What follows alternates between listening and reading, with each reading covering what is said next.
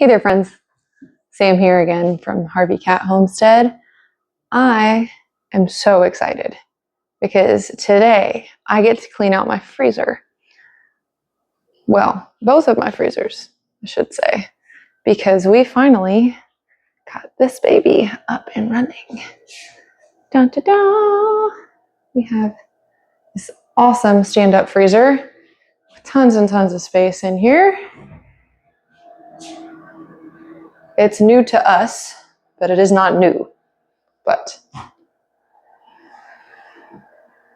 we just replaced the door seal, so now it will stay nice and cold. And I have some organization tools here, and I'm going to kind of show you guys my process for how I plan to keep things easy to find, because we currently have a chest freezer. Well, really, we have two chest freezers, because that's kind of a chest freezer. So it can be kind of difficult to actually find anything in there. So I'm going to show you guys what my plan is to keep things simple. So here I've pretty much just decided to start pulling everything out of the freezer. Because I had so much in there, I just kind of started at the top and just laid everything out on the table. Most of what was in the top of this freezer was fruit, and then in the bottom there was a fair bit of meat, like rabbit parts and stuff. So at this stage, I'm really just trying to get everything to where I can see what's available. The trouble about a chest freezer is it's just kind of, now granted, this has two shelf type things, that like a pull out kind of drawer thing, but it's still just like a hole. You're just filling the hole up. It would be so much worse if it didn't have that drawer, but I'm really grateful that it does. But whenever you have a homestead, you just essentially constantly have food coming in. I try to can as much as possible, just so that I don't have to worry about freezer space. And if we do lose power, our in-laws actually just lost quite a bit of meat because they had lost power where those freezers were, and they didn't know that they had lost power. So everything had thawed and then refrozen. So, thank goodness they found out that it had been thawed, because that could have made them very sick otherwise. Anyway. So what we have here is everything out of the freezer that was in the house. So we've got, and I've got these baskets. The way I have frozen these is so that they're thin, and I can kind of just sit them just like that. And so I can just stack them forward. I will end up needing more of these baskets. I've only got 5 right now, but this is what we got, and this is what we're going with. So most of what is here, I've got a ton of zucchini, a little bit of corn, some stewed squash. I got a bunch of bones for broth, and then like celery and carrots, and just like a handful of other miscellaneous things. I have tried to actually label everything. That one I didn't label. I know that is some kind of fruit I intend to use for kombucha. I don't know what. I think it might be nectarine. That doesn't help me. Please don't be like me. Please label your stuff. Avoid the confusion. Yeah. So what I'm going to do is I'm going to place these guys in the baskets in a way that makes sense to me, and then I'm going to place the baskets in the freezer. So here, obviously, I'm just putting each baggie in baskets. So freezing them in that way where everything's kind of stacked and flat really, really helped this process. I try to do that with everything. Obviously, some things are shaped strangely. Like I couldn't do that with the bones, because all of those bones are cooked, and they're like wads, essentially, especially like the rib cages and whatnot. You could break them down and get them crammed in if you really needed to. But to be honest, I'd rather have some things that are not long-term going to be stored in the freezer be a little bit inconveniently shaped, because it kind of pushes me to process them a little bit quicker. Another thing I would really love to suggest with this is whenever you're adding more stuff, put the freshest stuff at the back so that you're using your older foods first. All right, so that was everything that was in these smaller bags. This entire thing is zucchini. This is kind of miscellaneous sides. I've got some greens in here, cowpeas, corn, roasted beets. That is just grated zucchini.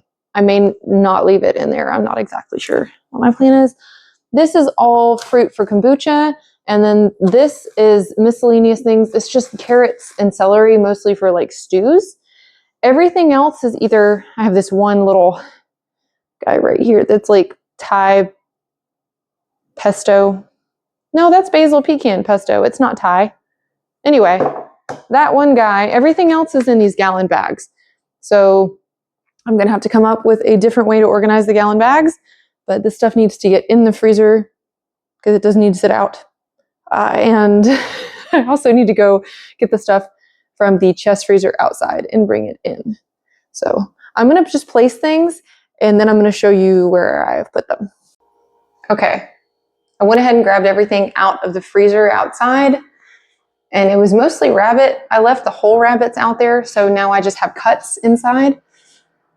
I kind of forgot about these door pockets. These are perfect. So, and I realized this is cantaloupe because it was with the honeydew and they were from the same party.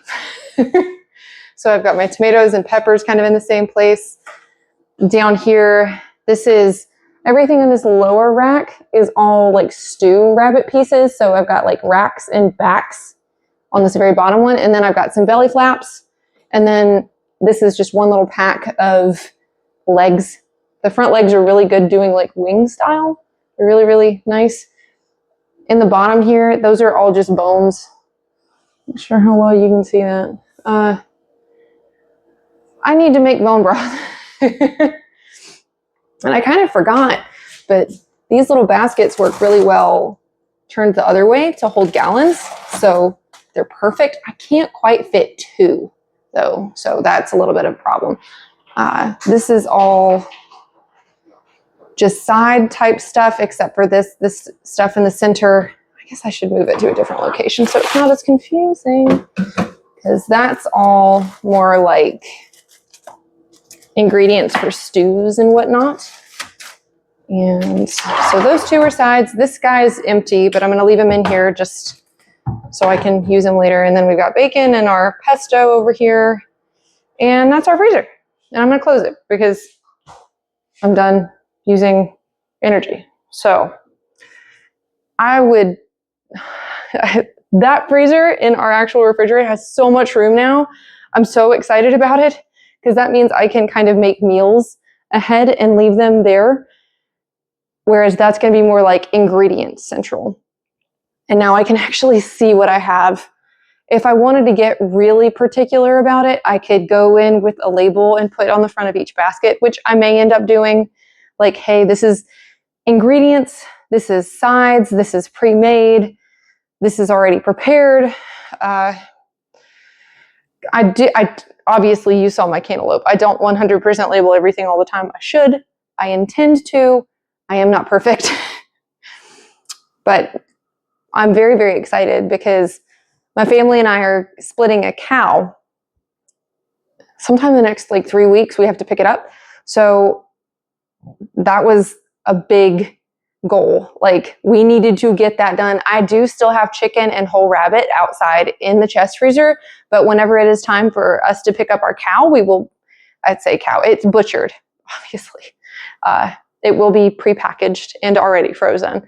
So I will be moving all of the chicken and whole rabbit into this freezer. So I will need to make bone broth to make room before that happens, because that can go in, that doesn't have to be stored cold if I can it, obviously. You pressure can bone broth. It is not a high acid food, so it must be pressure canned, which is not a problem. I have the tools to do that. I just need to make the time to do that.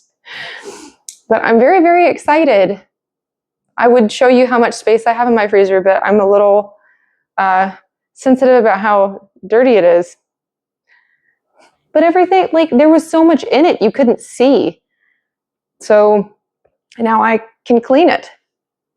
I'm not going to do that and show you. It's fine. You can believe me in that there is now a ton more room in there. And I'm very, very happy to have that. That bedroom, we jokingly call it Harvey's bedroom because she goes up in there at night because I can't sleep with cats with zoomies in my house. I'm spoiled.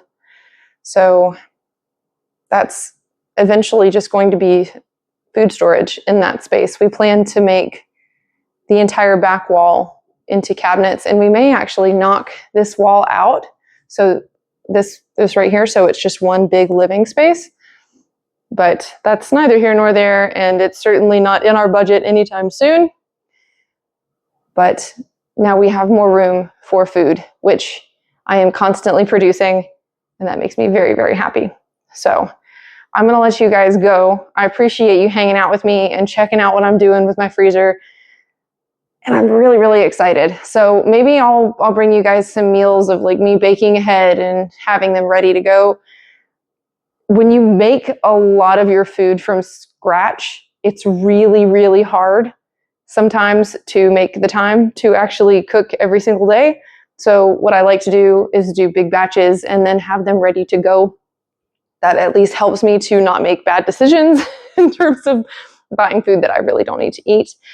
We are still sticking to our going out to eat once a month kind of deal. That was my goal for this year, which has turned out great. It's worked really well. Obviously, when we go on vacation, we have not been able to do that. When we went to the Homesteading Festival, we were not able to do that because we didn't really have access to a kitchen. And plus, it's a vacation. I think it's okay to live a little bit. Not that we ate terribly while we were out. When you have allergies and you realize the way things that you're eating change the way your body feels, it's really, really easy for me personally to avoid eating those things because I'm signing up for torture if I eat them, even if they are really good. So, but sometimes it's worth it. It depends on what it is. If my mom makes Hershey bar cake, you better believe I'm going to eat a slice of it. I don't care if I do feel bad afterwards. It's just so good. There are very, very few things on that list. Mostly, I mean, when you stop eating sugar, honestly, fruit in itself is such a treat. It's not really a problem. And, kombucha is a treat too. There is a little bit of sugar in that. But that's neither here nor there. I'm rambling at this point. This has been Sam, again, here at Harvey Cat Homestead. So thank you so much for hanging out with me. And I hope you have a great day. Bye, friends.